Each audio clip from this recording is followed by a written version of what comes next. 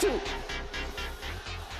Yo, walking this one over for Heather to finish. Oh, as I'm tearing it apart. Finish this end of the HOGS Wall of Fame. Pretty cool. This one filled up fast. It did. We have added a bunch of pictures just in the last couple weeks. Today she's posted 8. This is the Helicopter Online Ground School Wall of Fame. The other day on Facebook, some guy said, oh, what'd they pay that guy for his picture in his testimonial? And I went, ha, have you seen our HOGS Wall of Fame? You think we're paying for every one of those? Definitely not. All right, Heather. Okay. We're gonna finish this in before we do the Class Bravo. Here we go.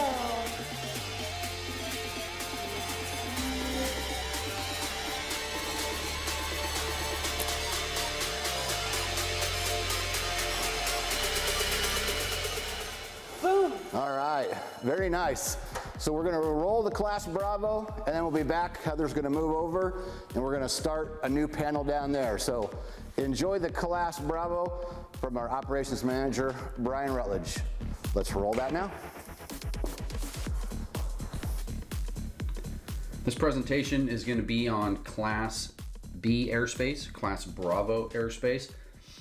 As a pilot, it's very, very important that you understand how to operate within various airspaces, classes of airspace. You've already learned about what's uncontrolled and controlled airspace. Kenny has done a video on the basics of what Class B airspace, Class Charlie airspace, and Class Delta airspace looks like. This is going to go a little bit deeper into more of the requirements that you have to be aware of. We're going to get started. So what is, well, it's airspace to protect some of the busiest airports in the world. This is the biggest area concentration of jetliners, smaller jets, you name it. I mean, corporate flying, small private pilots coming in and out with their smaller airplanes. I mean, you get a big congestion of a variety of aircraft flying in Class Bravo airspace. Air traffic control itself constantly monitors and provides separation for all flights in this airspace. That is very different from Class Charlie or Class Delta airspace, where airports are located. In Class Bravo, as a VFR pilot, you will be provided separation throughout the entire flight, as long as you're within Class Bravo airspace. Air traffic control also controls everything that a pilot does within Class Bravo airspace. When you see Class Bravo or hear Class Bravo airspace, you need to think big, busy, and blue. So there you go. This is just a representation of Class Bravo airspace. A lot of people do like to say that it mimics an upside down wedding cake, and it does. It's got multiple layers. Other airspace such as Class Charlie, Class Delta, you're not going to see the layers like this. So Class Bravo, big, busy, and blue. Blue is just the color on your VFR sectional chart. So how are you going to identify Class Bravo on the VFR sectional chart? So we're going to get into that, and we're going to cover the thick blue line. I'm going to show you several different Class Bravo airspace locations and show you the differences. The shapes are going to be different just due to other airspace in the area, mountainous terrain, or nearby airports. So the Class Bravo airspace will be tailored to what's around it. Additionally, there's going to be the magenta ring surrounding it. I'll show you what that is here shortly. We're going to go on ForeFlight and look at all this. This is the Mode C Veil, and it's located 30 nautical miles from the primary airport. So let's go ahead and switch over to ForeFlight. So here in the center of your screen, I'm gonna highlight the airspace and bring out the color a little bolder. So there you go. This is Chicago O'Hare. This is one of the examples Kenny likes to use. You can see the blue circular areas And off to the left side of that, you'll see where the circle kind of jets out, and you've got like this long rectangular section. Again, depending on the location of the airport and other airports is going to determine how they build the airspace. Now, you'll also notice that outside of the outermost blue ring is the magenta ring that we talked about. This is the Mode C veil. Let me zoom in here for you. So right here in the middle of your screen, you see Mode C veil. So that is located 30 nautical miles typically from the primary Class Bravo airport. How do we know that it's 30 nautical miles? Here, I'm going to go ahead and measure it on the screen for you.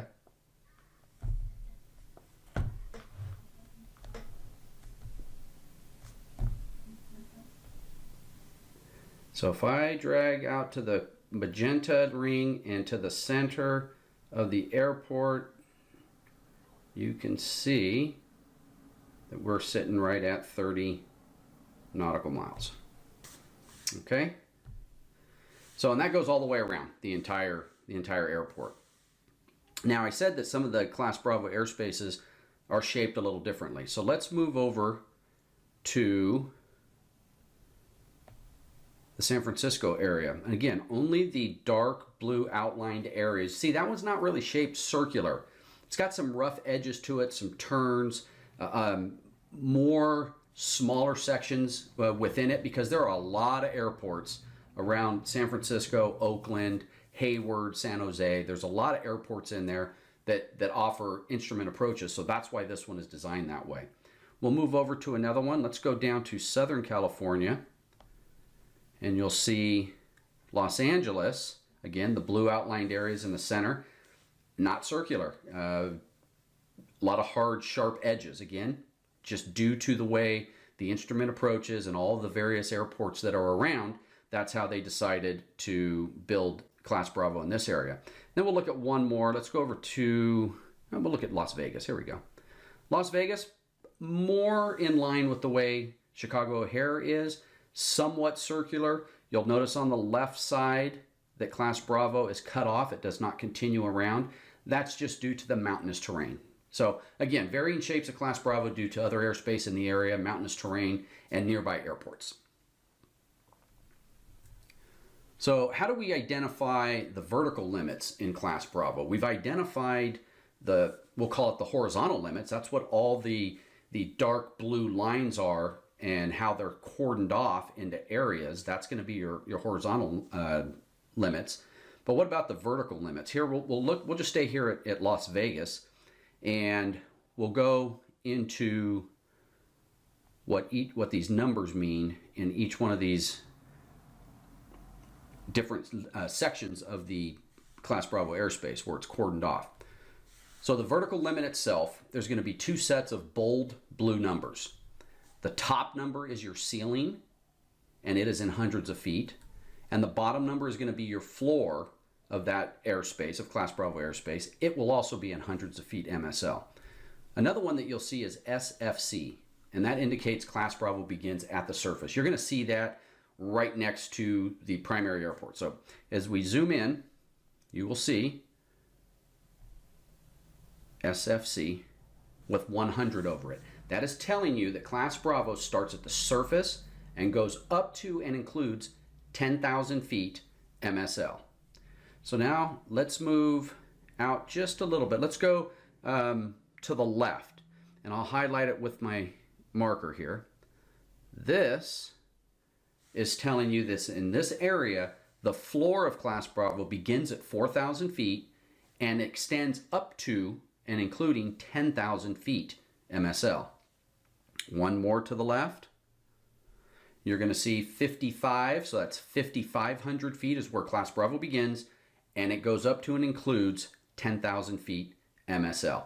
So all throughout the Class Bravo, you're going to see this set of two numbers. One's going to be the floor, one's going to be the ceiling, and it is in hundreds of feet MSL. What is that Mode C veil we were talking about? We'll give you a little bit more detail on that.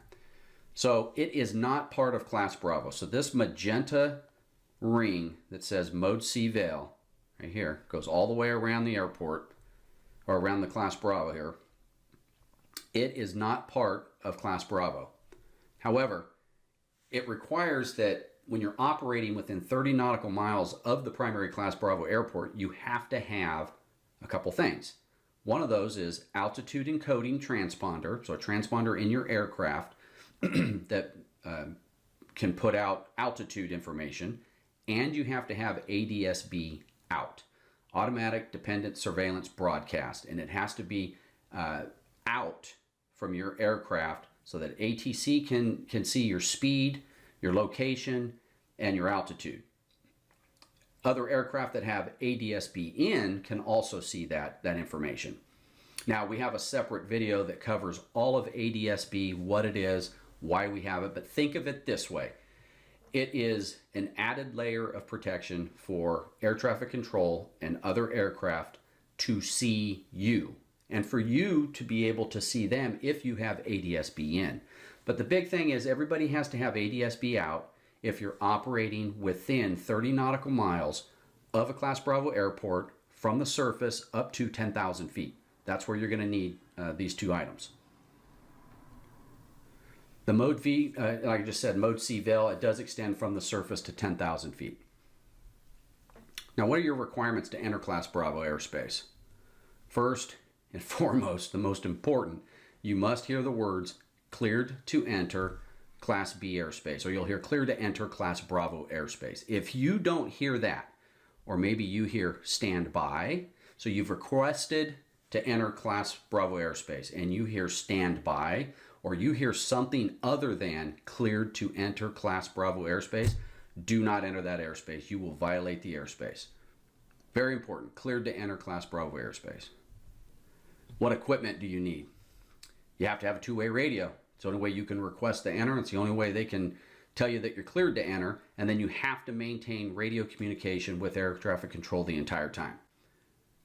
Remember, they're going to provide you with traffic separation, which you're not going to find as a VFR pilot a lot of the times in Class Charlie or Class Delta, because they're only required to provide separation for IFR traffic that's flying on instrument flight rules only. But in Class Bravo, they provide it for all aircraft. So you got to have a two-way radio. You have to have a Mode C or Mode S altitude encoding transponder. We talked a little bit about that. It's the same thing for in the Mode C Veil. And you have to have ADS-B out. Visibility and cloud clearances. So there are some things that you have to be aware of here.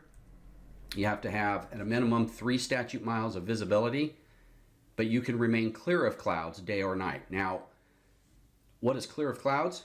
You could fly right up to the cloud, but don't touch it. That's clear of clouds. Now, a prudent pilot would want to have much more distance from a cloud if possible. But when you're in Class Bravo, you got to remember they're providing traffic separation for all aircraft within the Bravo area. That's why sometimes a VFR pilot is told not to enter, that they can't handle you right now. So they won't even let you in. But if they let you in, they have to provide that traffic separation.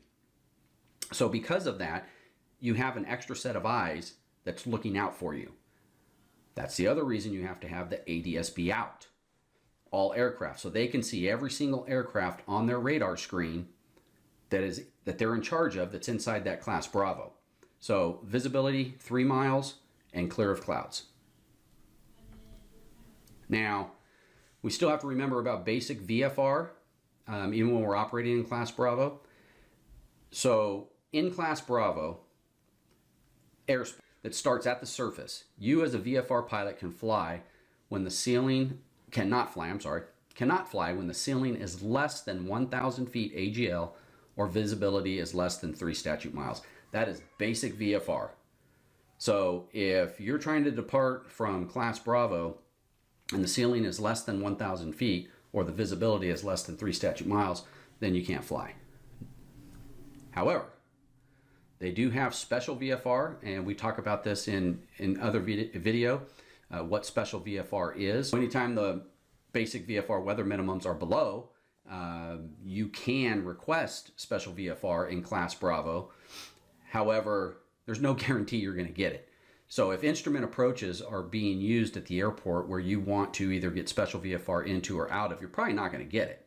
Now there is a list in the FAR AIM manual that specifically says airplanes are not allowed special VFR, and it's a long list of airports. Now that's airplanes, but that's how serious it is. They don't have the time to allow somebody to fly in when basic VFR weather minimums are not being met, and it's shrinking the see and avoid opportunity. So the lower the ceiling and the smaller the visibility, or the shorter the visibility, the harder it's going to be for aircraft to see and avoid. Now there are some speed restrictions. Now as a helicopter pilot, flying all the helicopters I've flown, I would never even come close to making it into airspace at these speeds. However, you need to know that other aircraft, airplanes in particular, what are they allowed to do? So if you are below 10,000 feet MSL, the speed restriction is 250 knots or less, below 10,000 feet. So the jets and all those, they're slowing down to below 250 knots or less. If they are below Class Bravo, so remember we told you there's a floor of Class Bravo, say that's 4,000 feet, or say it's 6,000 feet, and the ceiling is 10,000 feet. When you're below that 6,000, or an aircraft is below that, they're restricted to 200 knots or less. Why? Because it's very constricted with so much activity, aircraft activity, flying going on, that in order for people to see and avoid other traffic, they need to slow these faster airplanes down. Now up at the flight levels, above 18,000 feet, you get jets flying 300, 400 knots.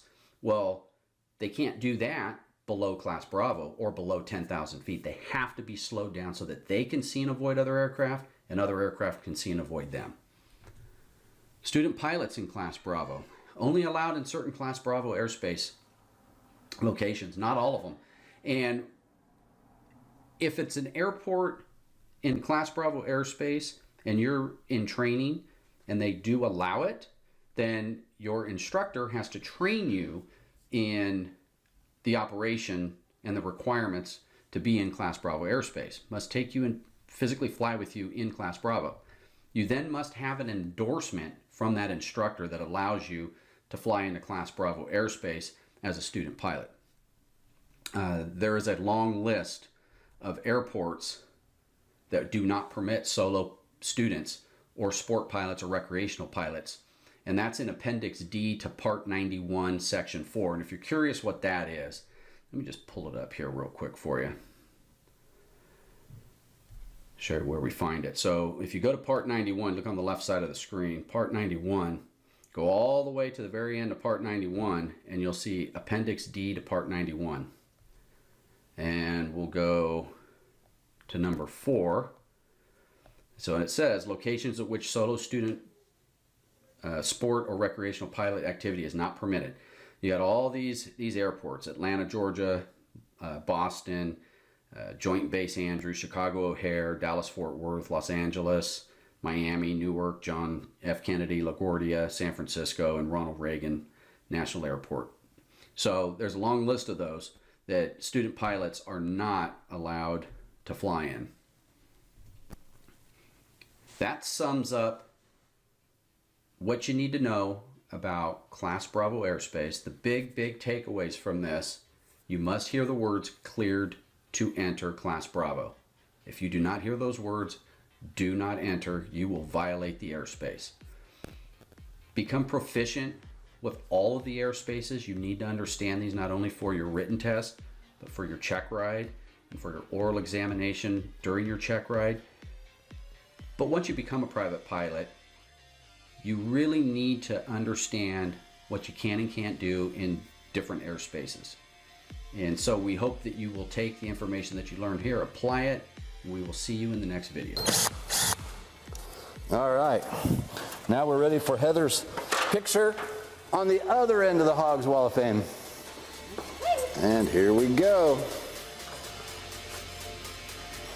And there we go on the next panel. So do us a favor, subscribe to the channel for more great helicopter content. I'm gonna roll the camera by real quick of everybody she put up today because we wanna make sure we acknowledge everybody when they do send in their picture. So subscribe to the channel, click the bell, leave us a comment below, and you can go check out Helicopter Line Ground School at helicopterground.com. Link below this video. 100% no hassle, 30-day money-back guarantee on any course. Wave bye. Christmas 35. Yeah, so if you're catching on, I forgot, Christmas special off of any membership, 35% off. If you hung around to the end of this video, there you go. Good till January 1, 2021. So if you're clear here at the end after that point, you'll have to wait for the discount at March for our big 9-year celebration. So yeah, Xmas 35. All caps. All caps, no spaces. That's 35% off until December 31st at midnight. 11:59 p.m. actually is when I set it. And that's 35% off any membership. And normally we only give that for the first month on the monthly, but we did something special on this one. This 35% lasts as long as you keep that membership. You won't be able to use that code and come back, but if you sign up before the 31st with Xmas 35 on, say, Private Pilot Monthly, you save 35% for as long as you keep that membership. So we threw that in as an extra. We don't normally do that. We've always just give you a discount in the first month, but this is a running discount month to month. So enter that code in the coupon box during checkout at helicopterground.com.